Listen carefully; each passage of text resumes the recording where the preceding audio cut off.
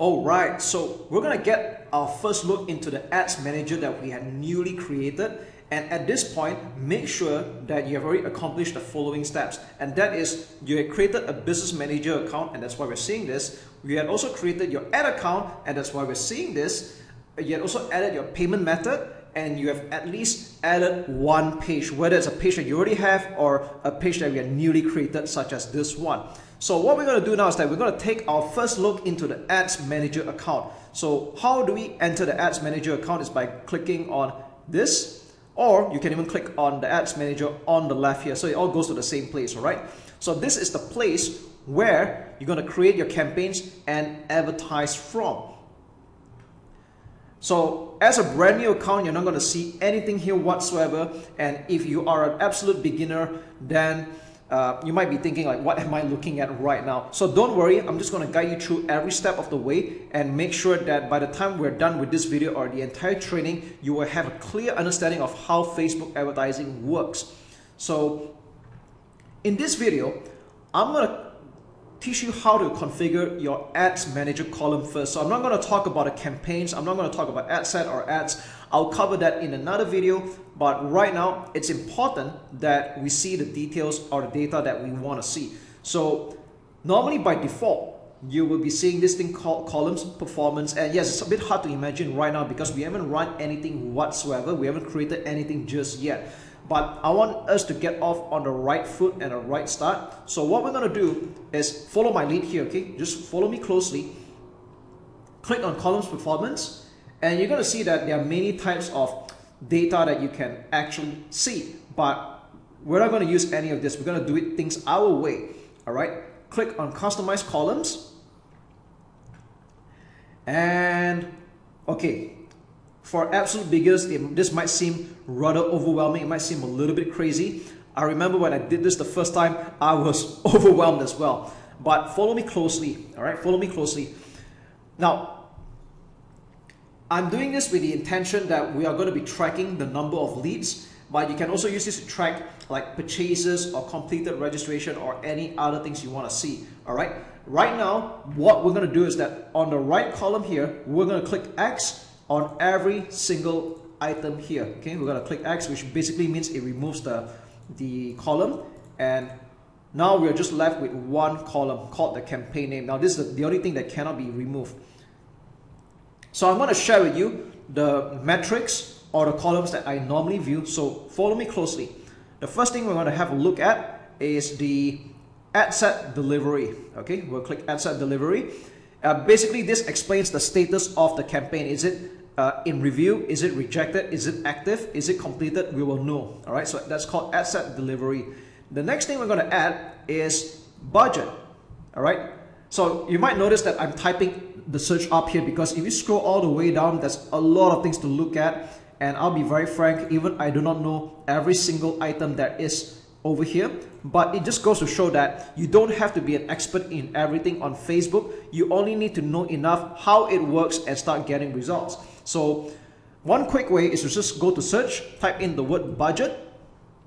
We'll select the first one, and there we go. So budget basically means how much are you allocating a day or in total for that ad set or campaign, which again, if you do not know what that means, it'll make sense later, okay? The next thing we're going to look at is amount spent.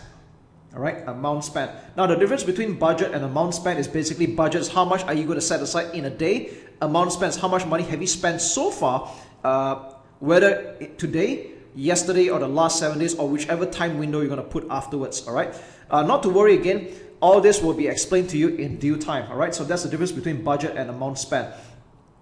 The next thing we're going to look for is we're going to look at impressions. Okay, we're going to type in the word impressions. There's quite a few here. We'll select the first one, and then we're going to select the next one called CPM. So CPM stands for cost per 1,000 impression. So what does impression mean? Now, when someone scrolls down their Facebook newsfeed or Instagram for that matter, and they pass by your advertisement, now whether they are aware of it or not, that counts as one impression. And if someone scrolls by it the second time, that counts as 2 impressions, even though it might come from the same person. So cost per 1,000 impression basically indicates how much are you spending for reaching up to 1,000 impressions or 1,000 people scrolling. All right, that's what it means. Now, I want you to know that there's a difference between the word impression and the word reach. So reach is how many people is this advertisement reaching out to, all right? Impressions, on the other hand, can mean that the same person can actually view your advertisement more than once, all right? So I'll give an example here. If you are getting 1,000 reach, it basically means that 1,000 people have at least seen your ad once, all right? Impression, on the other hand, would mean that how many times has it been viewed. So it might actually be 500 people viewing the same advertisement twice. So 500 times 2 would mean 1,000 impressions. So I'm just using that as an example to illustrate the difference between reach and impression. Now, personally, I will not include reach here because I think that's not so important. We're just going to leave it with impressions and cost per 1,000 impression. I'm also going to explain to you slowly that depending on which country or which audience you're targeting, typically if you are targeting countries such as the United States, European Union, United Kingdom, Australia, Canada, or countries that are considered as tier 1 countries, you'll be fortunate if you're getting $40 or below for cost per 1,000 impressions. So I'm just using this as a benchmark. On the other hand, if you're aiming for Asian countries or Southeast Asian countries, it is possible to get $10 or below for the CPM, all right? Now, don't be too obsessed with the cost per 1,000 impression. I'm just giving you as a benchmark on what to look out for, because at the end of the day, the most important metric is the cost per result, as in like cost per lead, cost per purchase. That to me is the most important metric to look at, which we're going to get to afterwards.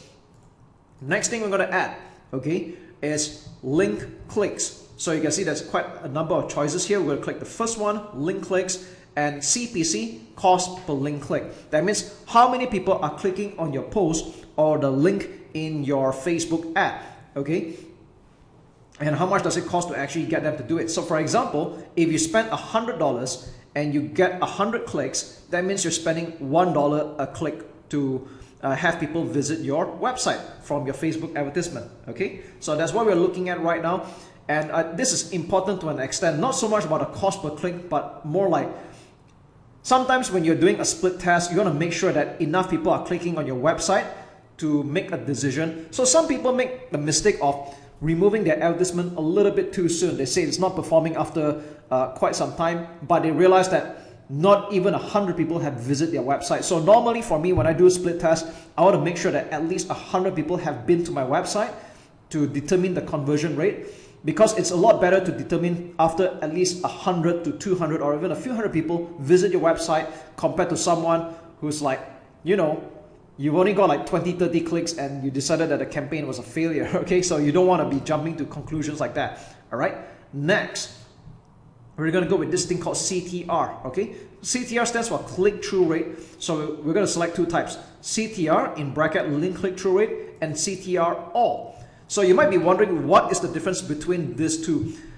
So click-through or in bracket link click-through rate is basically someone who has clicked on the link or the post in your Facebook ad, okay? So normally I would like to aim for 1% and above.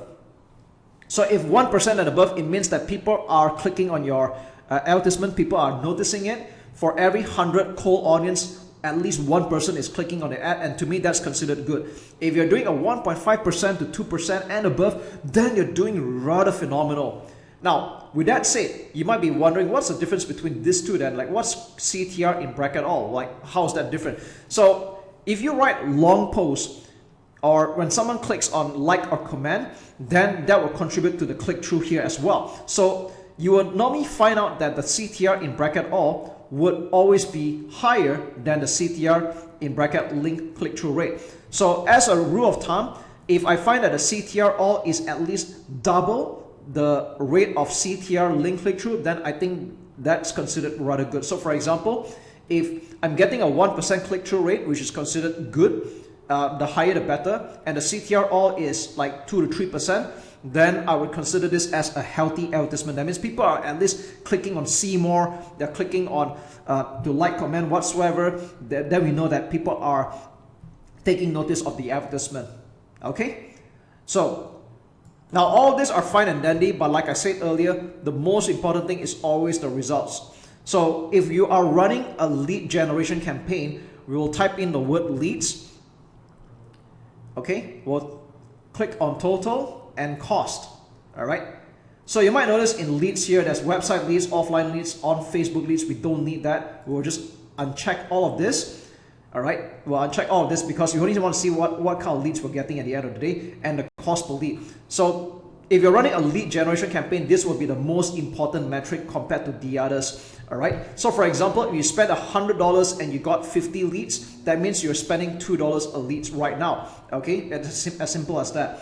So yes, that's really all there is to it. You can add any other metrics that you want to, but like I said, this is the simplest that I would like to keep, and I'll leave it at that. So what I'm going to do is I'm going to click on Save as Preset at the bottom left here, and let's just call it Lead Gen, okay?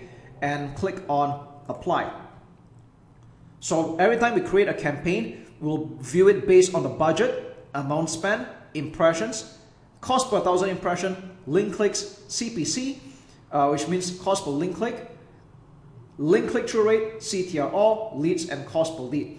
Okay, and as an added note, if you want to make sure that this is the default settings that you see every time you log into your ads manager, you will click on columns, click on set as default, and we're done.